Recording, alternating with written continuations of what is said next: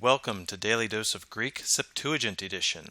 I'm guest host Will Ross, and in this video series we're going to be walking through Psalm 51 in its ancient Greek translation. First, a few notes about the Septuagint Psalter in general.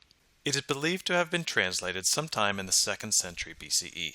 Scholars have reached this conclusion based on the appearance of certain Greek phrases in Septuagint Psalms that derive from the Greek Pentateuch. Secondly, we see trends in prepositional usage in the Septuagint Psalter that align with trends in the broader historical development of Greek as a language. Thirdly, we see certain terms that derive from the Ptolemaic administrative realm, such as antileptor and boethos. Now, obviously, the Septuagint Psalter is a translation of the Hebrew, and we're going to be looking at the Hebrew from time to time as well for reference. But it's worth noting that the Septuagint Psalter likely had a single translator, and this translator usually stays very close to the word order of the Hebrew text. Now, if you're paying attention, you'll see that my heading is Septuagint Psalm 50. This is because Psalms 9 and 10 are joined in the Greek translation, which happens elsewhere and throws off the numbering.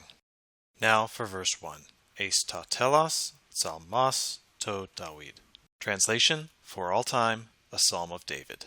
Let's look at the first phrase, eis ta telos. This phrase occurs 55 times throughout the Septuagint Psalter in the superscriptions, and could also be translated in the end, for all time, or regarding completion. This phrase translates the Hebrew lamnatseach, an uncertain construction usually translated for the music director.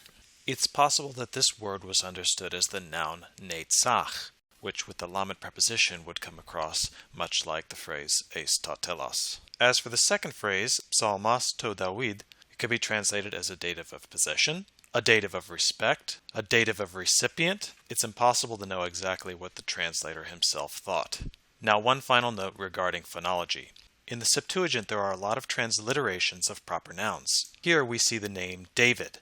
Based on spelling variation we find in ancient papyri, it's likely that the alpha upsilon diphthong was pronounced with a final V sound when it precedes a voiced syllable as it does here. So most likely this word would be pronounced David.